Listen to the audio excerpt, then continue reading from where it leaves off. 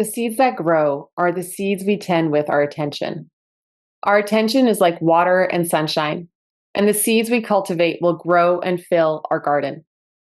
If we choose to invest our attention in the seeds of scarcity, acquisition, accumulation, greed, and all that springs from those seeds, then scarcity is what will fill the space of our life and the space of our world. If we tend the seeds of sufficiency with our attention and use our money like water to nourish them with soulful purpose, then we will enjoy that bountiful harvest. Lynn Twist. Welcome to the Awaken the Matriarch podcast, a show devoted to helping women reclaim their power, share their gifts, and live in alignment with their true nature. I'm your host, Melissa Collarette, lifestyle designer, transformational coach, and proud mama. I am so excited for today's episode because we're going to be talking about motherhood and money, two very important topics, and they really go hand in hand. I'm answering a question that I received from a mom who's raising a toddler and working 60% of the time, who's kind of struggling between wanting to make more money, but also have more fun and navigate the mayhem that is motherhood, or at least at this stage in her life.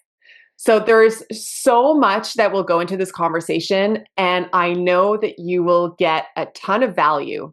And my commitment is that you see your relationship with money in a different way, expand your perspective, reconnect to the truth of what you truly want in this season of womanhood, motherhood, and lifehood, and align your desire for money with that and allow money to become a really fun, joyful, and nourishing tool and relationship in your life. So let's dive in, shall we? Let's do it. So let's see the question I received. This is from Kat. How does one choose between making more money and more time with their child? Whew. Things have been very tight financially this year. I work 60% and so is my salary. I can increase my workload next year, but struggle with what working more will mean. It's pretty much mayhem all the time, the toddler years, and more time at home feels the answer. Yet more money also would be nice to be able to actually live without stress about it all the time. Also, freedom to have more fun. Kat, thank you so much for your question. If we were in a room with 1,000 other women, I think 99% of them would be like, like I resonate with this question on some level. Sure, there will be details that will be different in everyone's lives. They might be at a different stage of motherhood. Maybe they don't have kids yet. Maybe they're making a lot of money and that isn't necessarily the issue as much as it's the time piece or the fun piece or the freedom piece. So there are many levels to your question, and I'm going to do my best to tackle this so that you can, find clarity and your path forward. This is such an important episode. We're talking about motherhood and money. And there is so much that I want to say, but I'm going to try to keep it as simple as possible in a short amount of time and know that there is more where this came from.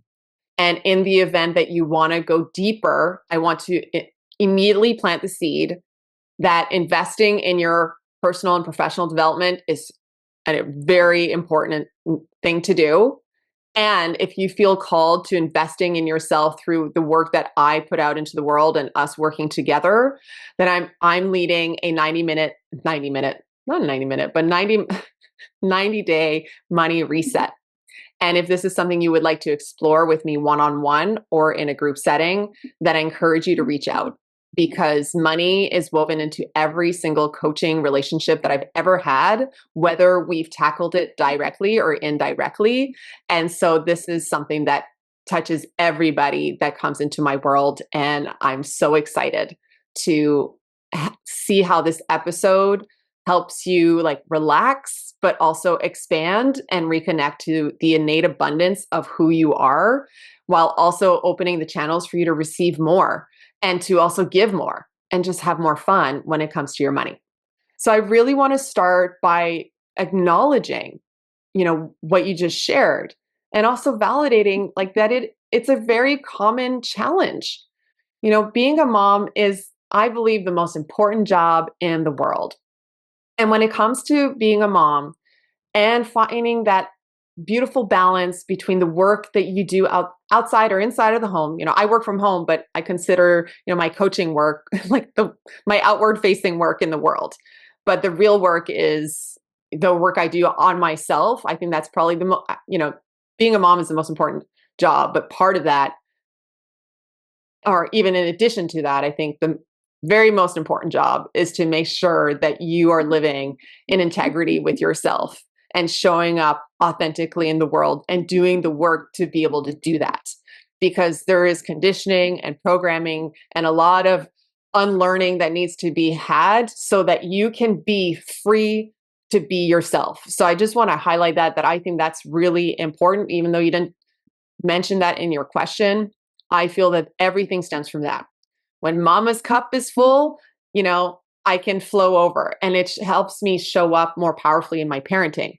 And I will say that my daughter is my greatest teacher. And being a mom, even before I had my daughter, impacted the way I decided to align my professional path and make money. And this can change depending on your season in life, your season in motherhood, and your kids' needs, you and your kids' needs, your whole family's need, your husband's need, your friends and family, all of it. So I know that this is something that will touch everybody. Okay. But one of my desires for our conversation is to plant the seed that what if we could find a way for you to make more money in a way that aligns with your current season of motherhood? You might be like, yes, that sounds good, but legitimately, what if we could find a way that feels good? We're not necessarily looking for perfection here, but there's different seasons in life. And the early years of childhood are intense. They are full on for sure. My daughter is about to turn 5. And I am so grateful that I made some tough yet personal decisions that felt right for me to really prioritize the work that I felt needed to be done for my daughter. And I also had to work and make money. And I'm a single mom. So it was like, mama's got to make the money. And, the year after my separation, I had my biggest year financially. Last year was one of my worst. Okay. But my wealth generation of last year was related to me healing Crohn's and freeing my body of a disease that has been hindering my capacity to create more fully and live at peace. So even though my bottom line was not great, I've also increased my lifeline and my joy and my ability to show up more powerfully for my daughter. And that is legit priceless. And now I'm like, all right, let's bring back the money. Okay. Because there's different seasons. You can always make more money. You can always make more money, but you can't get back these precious years with your kids. And that's just, for me, that's, as someone who has faced her mortality at 25, and it's not just about that, but I really wanted to really be present with my child for the early years. It's really important to me. And one of the reasons is I'm also surrounded by nieces and nephews who they're preteens or teenagers now. And there's just a different need when they get older. It's still full on. I feel, my sister and brother, they're experiencing parenting in a different way. And I know I will too, but they don't need you in the same way. I still maintain the household. I make my daughter's lunches. I help her put on her socks, wipe her bum. She's almost 5. She's gotten more independent, but she's still little. And so I need to really show up. And I knew that. And so I knew that when I looked at what I was doing for work and for money, not only was I looking at, will this help me make the amount that I want, but will this also fuel my other bank accounts, which to me are time and energy. So sometimes we enter the conversation around making more money just around I just got to go make more money and then just go exchange our time for dollars. But I really believe that time is incredibly precious, and so is your energy. So I'm going to weave that into the conversation today, because I feel when you look at that trifecta of money, time, and energy, and your season of motherhood, it will really influence your choices and hopefully give you some peace. Now, what if we could also find a way for you to make more money in a way that feels good, that feels fun, that feels nourishing, joyful, and energizing? Okay, this is something that, from the get go, I feel you should make a standard. It's like, if it's not fun, I'm not doing it, or I'm going to make it fun. You mentioned in your question, also wanting more freedom to have more fun. How can you do that in your life right now? There might, I think no matter what you do, even if you're like doing your dream job, there will always be things you may not like as much, certain tasks that are challenging that you still have to do or don't like to do. So it might not always be possible to say, well, I'm not going to do it because it ain't fun. But it is possible to take back control and be like, well, how can I make this fun? You know, I like to paint my nails. They're bright pink right now. That makes it fun. you know, Does, and it has zero relationship to the actual work I do. But getting into like a stage, dressing up in a way that feels good makes the work more fun. And that can be applied even to your parenting. Changing your outfit so that you're showing up to the toddler years wearing like funky colors because it makes you feel good, or princess crown like your daughter is wearing, just to make it more enjoyable. But there is a way we can explore that. So that is something I'm, again, planting a seed for you to think about. Like, what if we could do that? What if it could be more fun? And what if we could change your relationship with money such that it enhances your well-being instead of causing you stress? Okay, so you mentioned the word more of something 6 times in your question. So the reason I want to bring this up is that yes to more, and where are you already like full? Where is there already plenty in your life? Where is there already enough? We live in a society, specifically in North American culture, where we're constantly being encouraged to strive for more, be more present, make more money, have more fun, more, more, more, more, more. That's great. But what does that actually mean? Like, what is more for you? That's a first thing of looking at, like, well, what does more actually mean? And where is there already a lot in your life? Where are you overflowing? Where may have you not been paying attention? And that's a really powerful place to start, because you also mentioned, that you want to live without stress about it all the time, referring to money. And I just want to push back on that a little bit and really challenge you to look at the words you're using and how you're speaking about money and maybe other aspects of your life. And if it's kind of like a black or white situation. Is it true that you're stressed about money all the time, 24/7? Is that true? Chances are no. So I just want you to pay attention and notice, well, okay, if I'm not stressed all the time, that might be something I say, might I want to speak about it differently? And in order for you to change the way you speak about it, you're going to need to become more clear around when you are stressed about money. Is it when you're receiving your bills on the first of every month?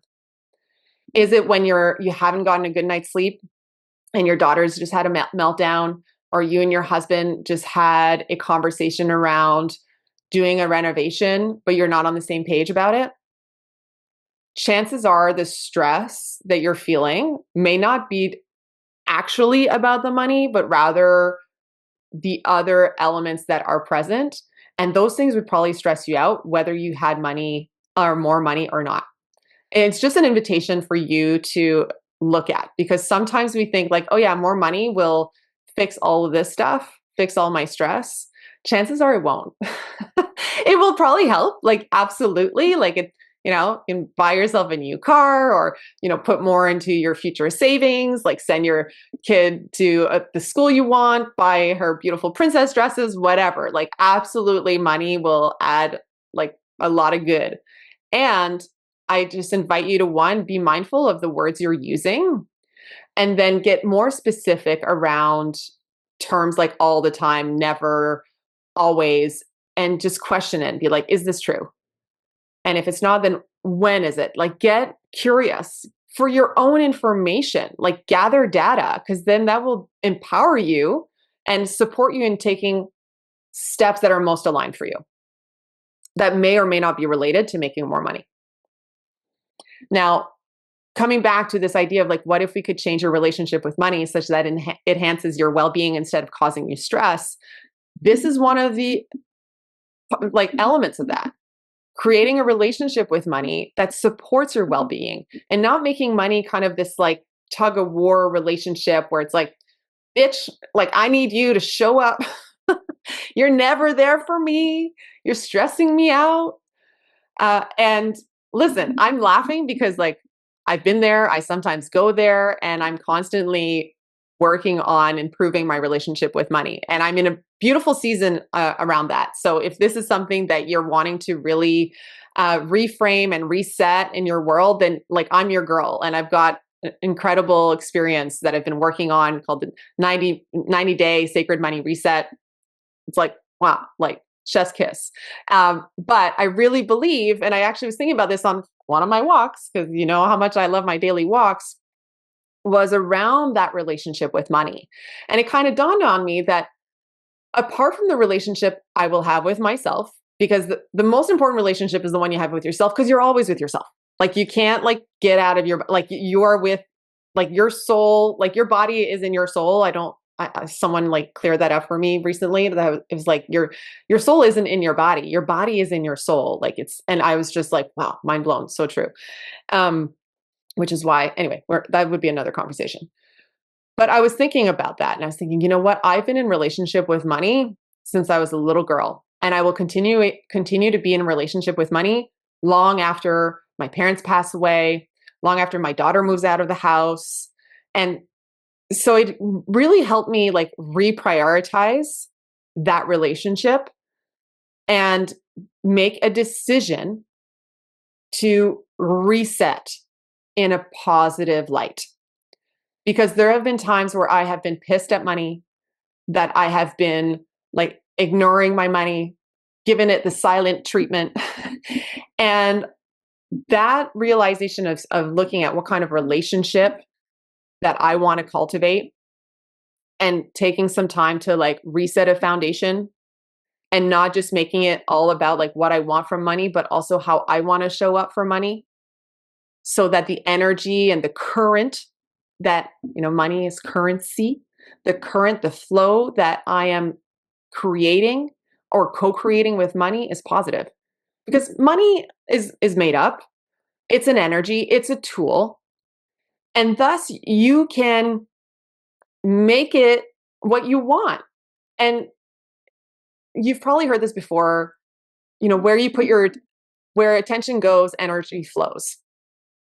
So if you put your attention on money, like money is going to either, like if you're putting negative attention on money, then that's the result you're probably going to get. But if you're putting a positive attention on money, then that energy is going to come back to you. So you have a choice to make, and you can make it a practice. This isn't a choice that you make once and then you forget about it.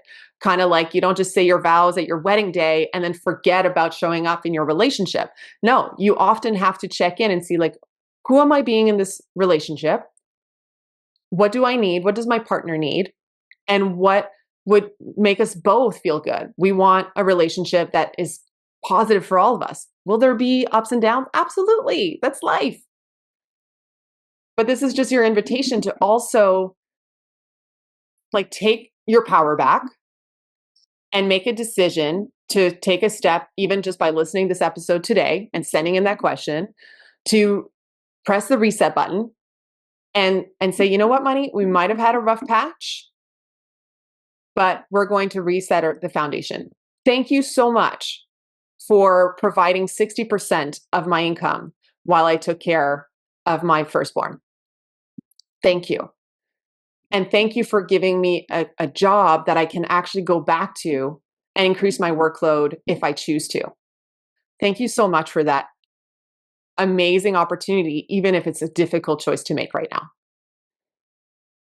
Appreciation is a really great place to start resetting your relationship, as well as taking personal responsibility and being holding yourself accountable for the ways you have or have not shown up in your relationship around money. And this isn't about going into a blaming cycle. This is about being like, okay, let's move forward. Let's just get clear about what was working, what isn't, and then let's create something new. I'll touch a little bit more about that. Now, what if we could also create space in your life to do work that you love and be a mom? Now, you didn't mention anything around your work not being something that you love. So maybe you do love your work, and that's awesome. Now, imagine there's space for both the work that you do in the world and being a mom. And I don't want to throw that out there lightly because I feel it can be really easy to just be like, you can have it all. Whoop. You can have it all. Yes. And it doesn't mean you can have it all like, handed over to you on a silver platter. Like it might take time, it might take courage, it might take tenacity, perseverance, and also an honoring of timing and a changing of a relationship around timing. You can have it all, but not all at once. I knew, for example, going back to my experience with the early years with my daughter, and I still feel I'm in them, but on the tail end of that, I could have worked more, absolutely, but I didn't want to.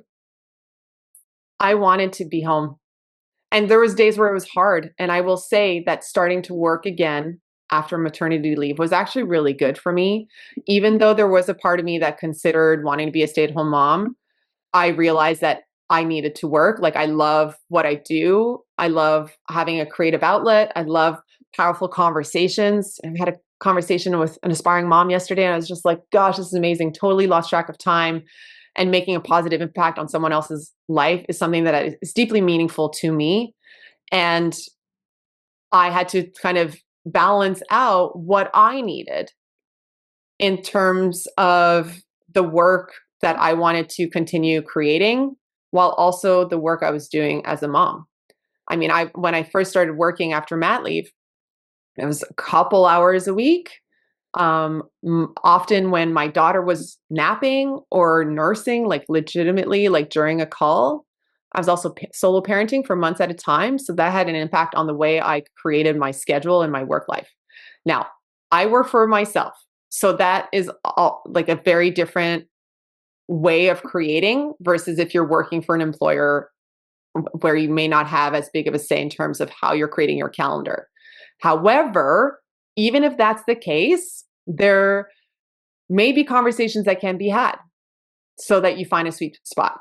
And if that isn't the case and you're realizing like you need more freedom to do work that you enjoy and spend more time with your child and you can't find this through the work that you currently have, then I invite you to explore other avenues. And only if that feels exciting.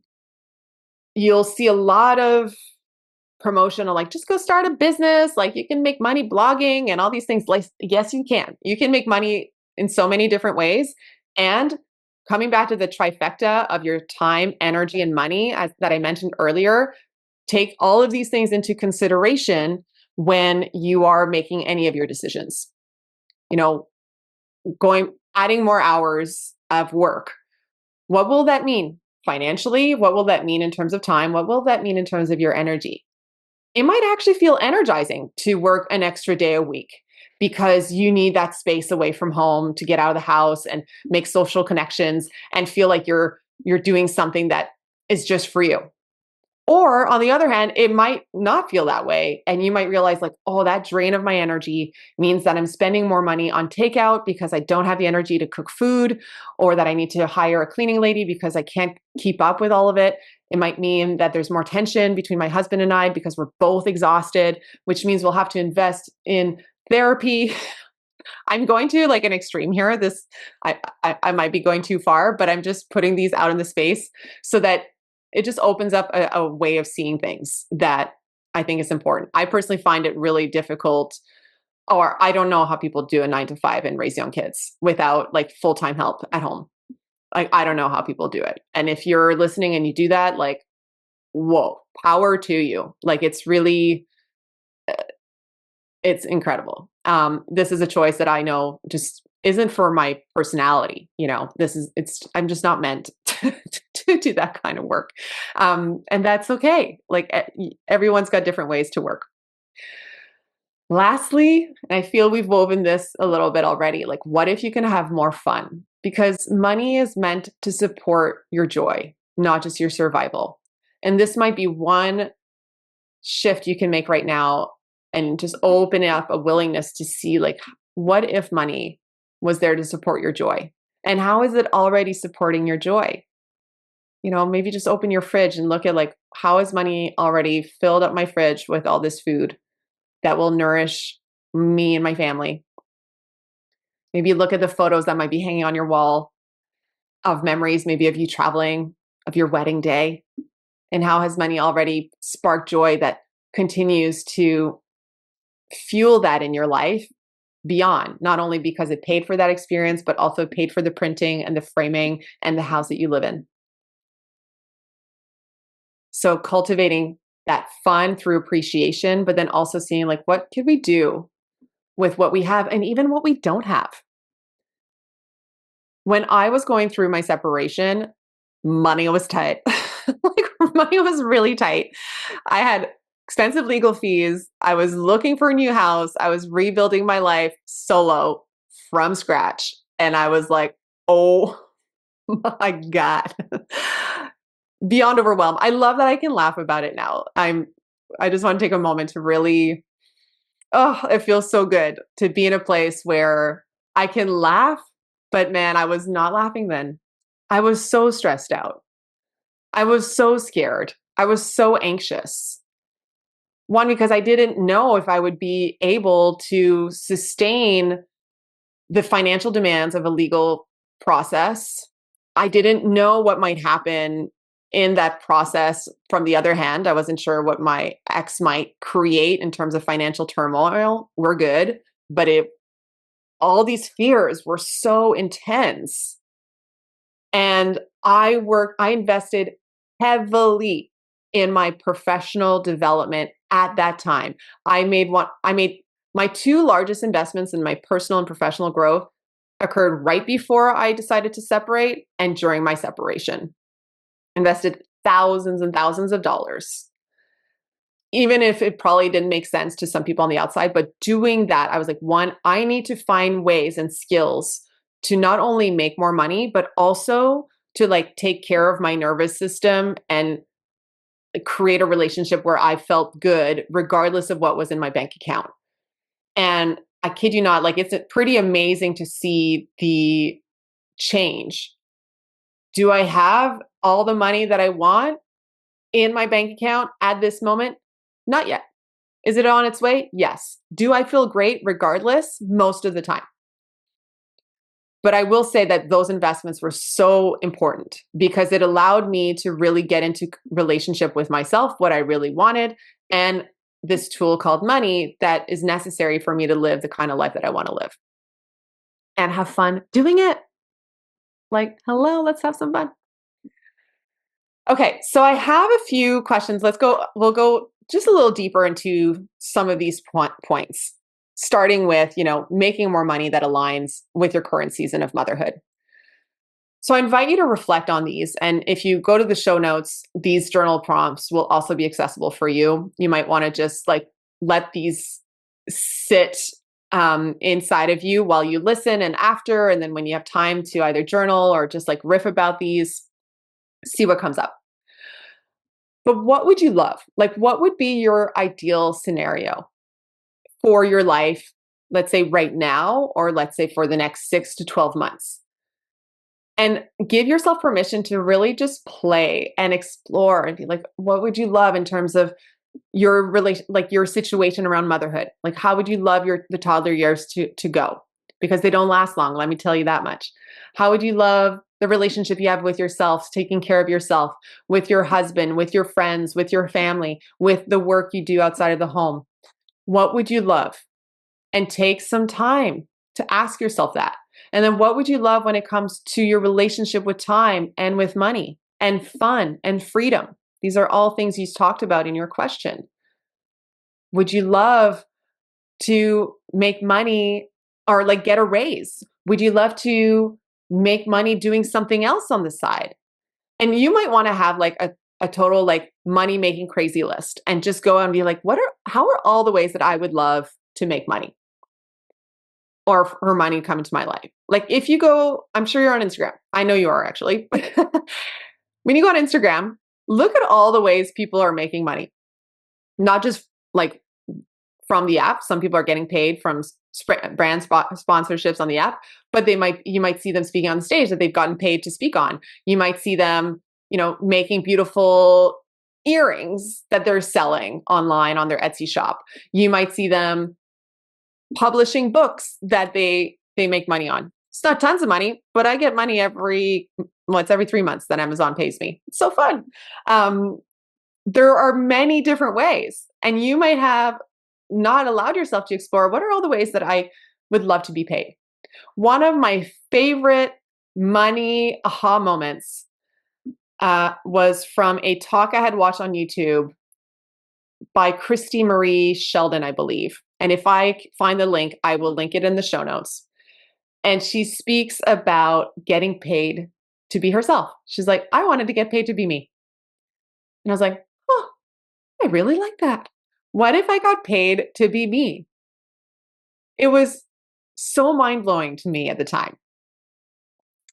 And it's still something I live into of like, what if I could get paid to be my most authentic self? That doesn't mean I monetize every single thing that I do, but it means that I can show up more as myself in the world and make money and be paid for maybe other things I didn't think about before. So you might want to make a list of being like, what are all the things that I can make money doing? And it doesn't mean you will actually engage with that, but at least you're opening up a possibility. And just that exercise in and of itself could be fun. Then let's get clear on like how much you would want to be making. What's your rich life number? What's that amount that you're like, if I made this much, or if we, depending on how you and your husband share the finances. I'm a big believer that if you're in a marriage, then it's like a we situation. It's not like my money, your money. Obviously, every relationship has to find a flow that works. But I think if you've got kids, then the money that's like coming in should be like a we situation. But I'm separated. Partly that was a thing that we didn't agree on because we are contributing to the whole. You might want to keep a certain amount of like, hey, we can like look at our finances as a we, and a certain amount goes to like my personal bank account where I can do whatever I want with that. That's totally cool. However, it's like he makes this, I make that, and then it's like kind of a separate situation. If that's working for you, then keep doing what's working. If it's not, then I encourage you to do this exercise also with your partner and look at like, well, what would we love to create together? You might want to do this alone first, just to really get clear on your core desire, invite him to do the same, and then come together afterwards. You might want, I haven't done couples coaching in a while, but it is something that I do offer when it happens naturally, specifically since I tend to work with people just one-on-one, but often there's someone else in the background. So we might do a couple session to work out some of these things actually, because it can be difficult to guide a conversation that can be emotionally driven because money can often have a lot of stuff like that it brings up in people. But I do encourage you to look at, well, what would we love? What would I love? How much would you want to be making? Because you might want to be making a lot more and your husband might be like, I'm okay with making less. Okay, great. How can we support each other? Because I really like for my own personal growth, my own thriving in this lifetime, making this amount of money feels like a really important goal of mine. Like own that. Own your desire to make more money. Like, why not? And then let's link it to also, well, when we talk about like how much do you want to work? How do you want your work to feel? We all have 24 hours in a day, and there's some people that work nonstop. I was with a very successful entrepreneur over the weekend, and he's like constantly working. Like he's having fun with it. It's his life. It's who he is. Like he's constantly answering calls, checking on his employees. Like literally, we're having coffee and he's like, wait, I got to take this. But that's who he is. Like I don't expect different. And he's very successful in traditional terms. How he feels about it, that I think he's pretty happy about it. I don't want that life. I don't want to be on my phone 24/7 or like traveling every week and being away from my family. That's not how I want my life to be. So think about your lifestyle and see if there's any tweaks around there. And just again, you don't have to take any action after doing this exercise. It's just an opportunity for you to reconnect to what you would really love. And then when it comes to making money in a way that feels good, fun, nourishing, joyful, and energizing, like be in the inquiry of that question. Like, what would it take to make more money? Or since you've done the exercise of declaring like how much you actually want to make, then get even more specific. What would it take for me to make, let's say you want to double or you're at 60%. Let's say you want to make 100% of your salary. Let's just for the sake of the conversation say you're making 100K a year. Let's say you want to make 100% in a way that feels good, fun, nourishing, joyful, and energizing. And then brainstorm. Brainstorm what that would look like in your current position. Brainstorm what it might look like if you opened yourself up to other opportunities. Brainstorm what it would look like if you were the catalyst for the feeling good, for the fun, for the nourishment, for the joy, for the energy. How would you show up differently? And trust your inner wisdom here. I'm giving you a lot to chew on. And as any episode that I record, anything that I share, take what you need, leave the rest. Trust your inner knowing. Honor it. Trust the timing of your life.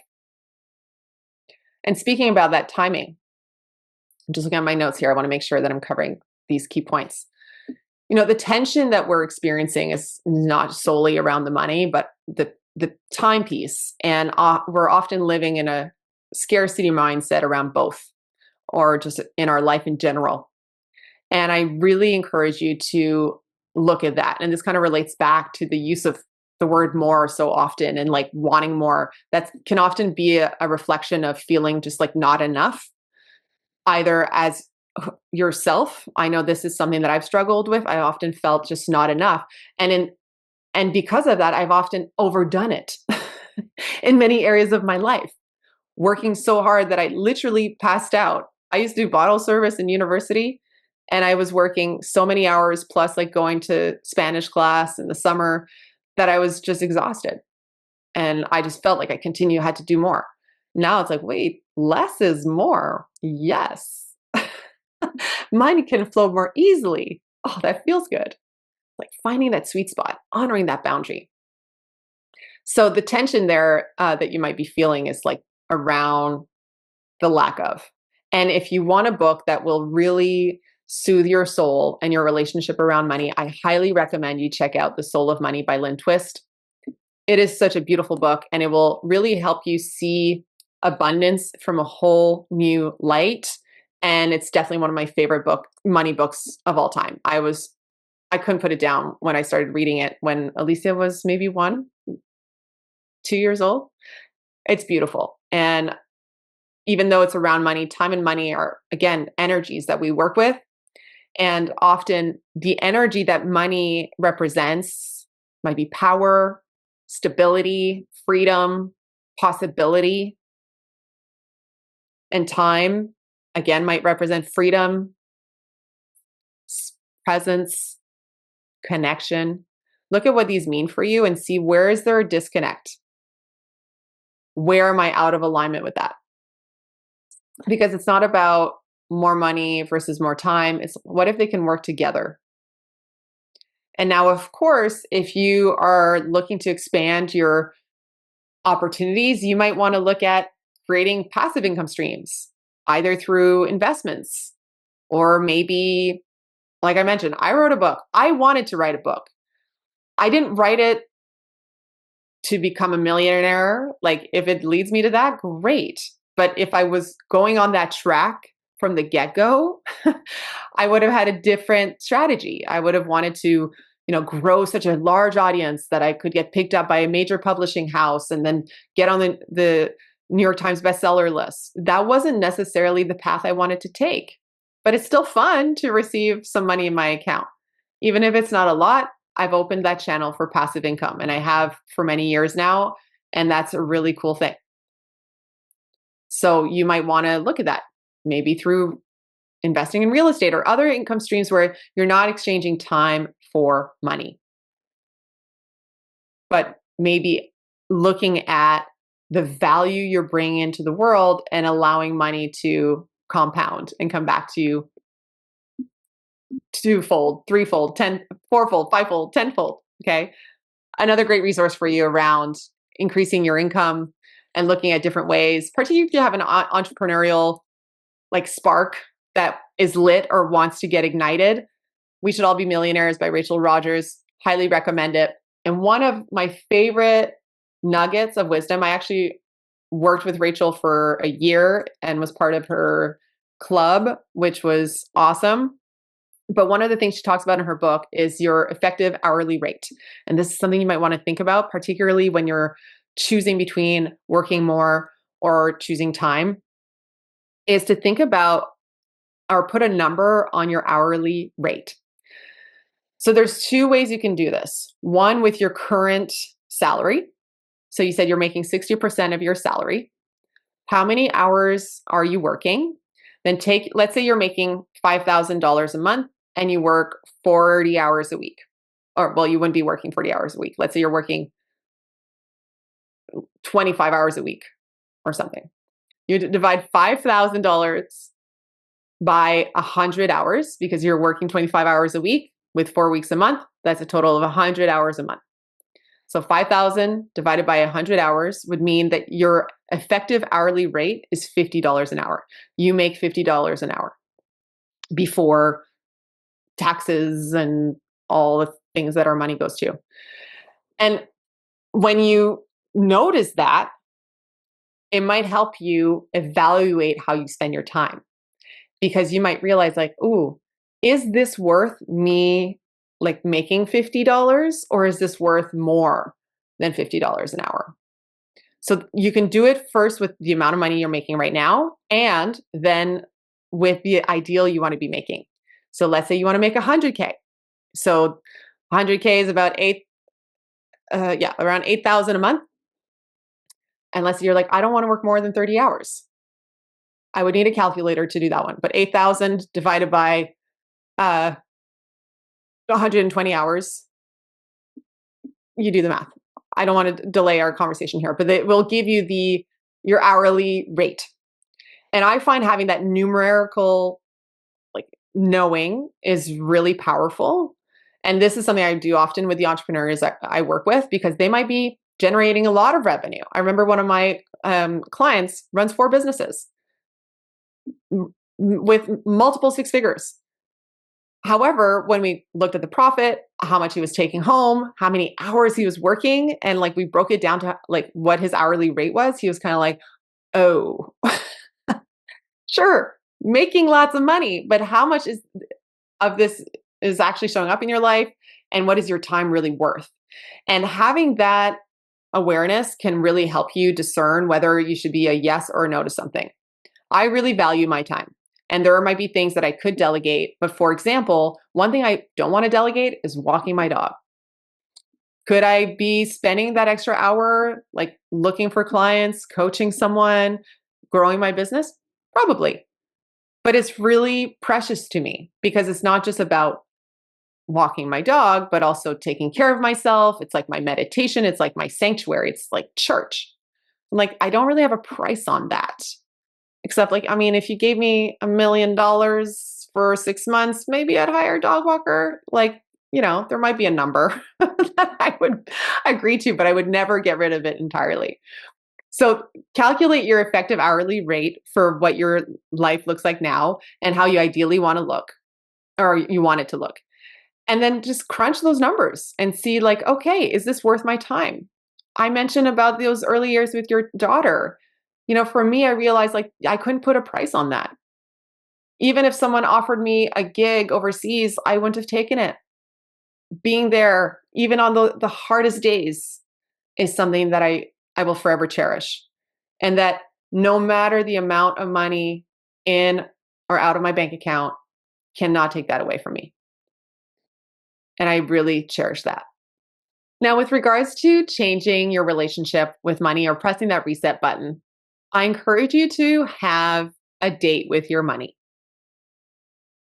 Block out an intentional hour or two this week to look at your money from a loving light. Like imagine you're going on a really exciting first date. Like get dressed up for it. Set the space. Maybe even go get out of your house if you're feeling like really too like the stress that energy that you're feeling is really present, then go somewhere to like break that pattern. Go somewhere that feels really abundant, where you feel prosperous, where you can feel relaxed, and take some time to connect with your money. And one exercise that you can do is literally write a letter to your money. I'm big about writing letters. If you read my book, Aspiring Mama, I talk about writing letters to your future babies and having them write for you. I do this, a variation of this exercise for many different things in my life, including money. I find it really empowering to write a letter. It also brings me back to those days where we used to write handwritten letters to one another. I think it's beautiful. But in writing this letter, say everything that's on your mind, let it all out. And then let money to respond through you. What does money also want you to know? And if money is a little bitch, then you want to break up with that and then find a new vibe of money, like create a new relationship where money's got your back, wants to take care of you, wants to love you, wants to nourish you, wants to support you in all of your dreams. That's the kind of relationship that I want with my money. And so that also means, one, I need to pay attention to that. And I need to show up in a certain way to keep like growing that. And one of the practices that I just started taking on that I really love is this idea of wealth breathing.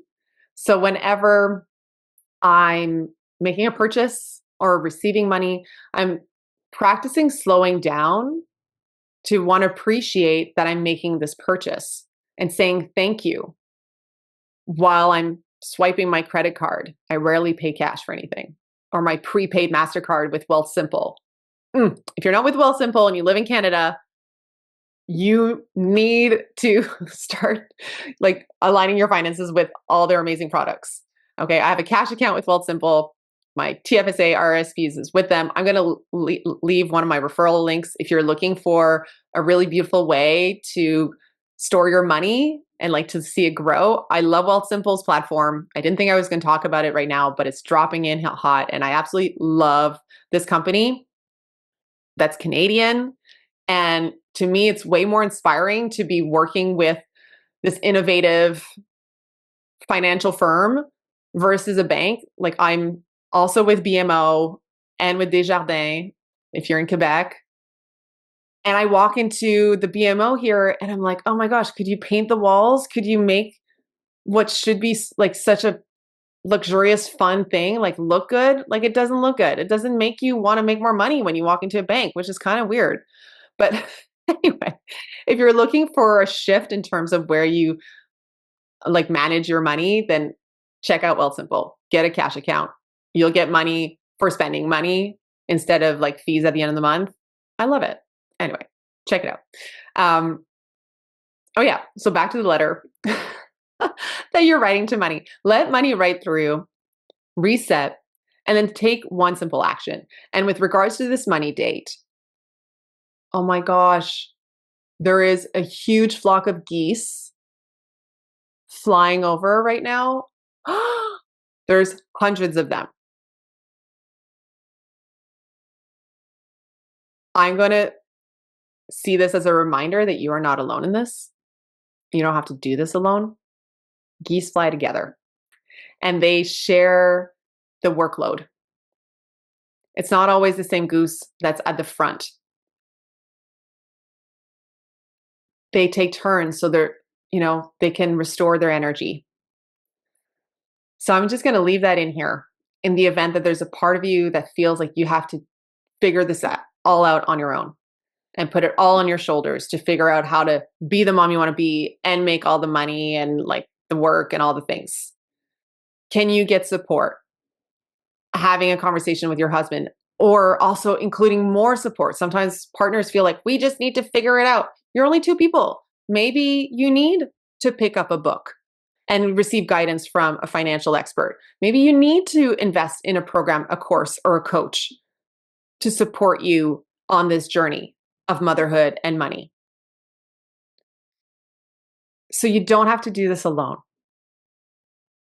And this is something that I feel, particularly here in Quebec and maybe in other parts of Canada, I feel in our culture, we don't talk about money enough. And I feel normalizing these conversations and talking more about, like, how's it going with your money? I used to get really annoyed when my sister would ask me that. And the other day, I actually called her out on it. I'm like, why are you asking me? She's like, because I care. I was like, right. Okay. It was such a powerful reframe. I was like, oh, you know what? After this, I'm going to text her and tell her a little business update because things are going good. So you might need to talk about it more with people who are also in a positive mindset. No, when you're looking at like what you would love, I encourage you to also look at the relationships you have. Are you surrounding yourself with abundant relationships, abundant minded relationships, or not? Doesn't mean you wipe that all clean, but it might just make you more mindful, one, of how you show up in certain relationships, but then also what kind of energy around money are you surrounded by? And then work to protect your energy and the kind of energy you want to cultivate around your money. That is so important. My sister runs a very successful restaurant up here, and her clientele are like the creme of the creme, very successful. And these people are way more open about their money and they hang out together. Like those who flock together, like grow together. So find your flock of geese and remind yourself that you don't have to fly alone. You don't have to do it alone. Find your people. Get the support you need. And you might just start with a book or a free online community, a free workshop.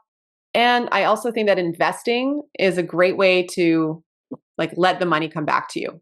Because when you invest, say, in your desire to make more money as a mom in a way that aligns with your season of womanhood and motherhood, you're putting something in motion. You're making a commitment. And that money will flow back to you because you decide. I often tell this to my clients when they're investing in coaching. Yeah, there's a pricing that's honoring the service and the experience and the value that I bring. And the price is there to also stretch you and to make sure that you are committed. And it's meant to also ignite something inside of you that wouldn't otherwise be present if it was a non-committal situation. The transformation might happen simply because of the investment. That's happened for me. Sometimes I've invested something and it was just the fact that I said yes. Particularly the biggest investment I ever made was a book writing program right before I separated. And I never invested that much money in my life in a program. It was about 20,000 US or something. And investing in that was me reclaiming my worth because I was feeling so worthless in my relationship at the time. And it was also like a statement of like, I will figure this out. I mean, there was some other wounding it wasn't a fully clean investment, if I'm real, but there was a lot of power in it, specifically around like reclaiming my worth, reclaiming myself, and then also committing to do the work because I did the work. So think about where you might need to invest your time, your energy, and your money to fuel the version of you that is aching for more you, more peace, more joy. Now let's wrap this in a beautiful bow. Again, there's way more where this came from, but hopefully you've gotten a ton of value out of the little nuggets I've shared here and there. Remember to bring the fun. And a simple exercise you can come back to, one that I've often shared in many of my programs and work that I do with my clients, is a simple pleasures list.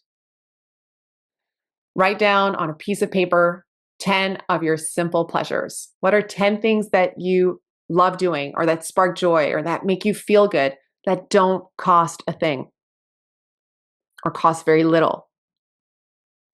It might be pouring your tea in a beautiful cup. I love this cup. It says, "Live life in full bloom."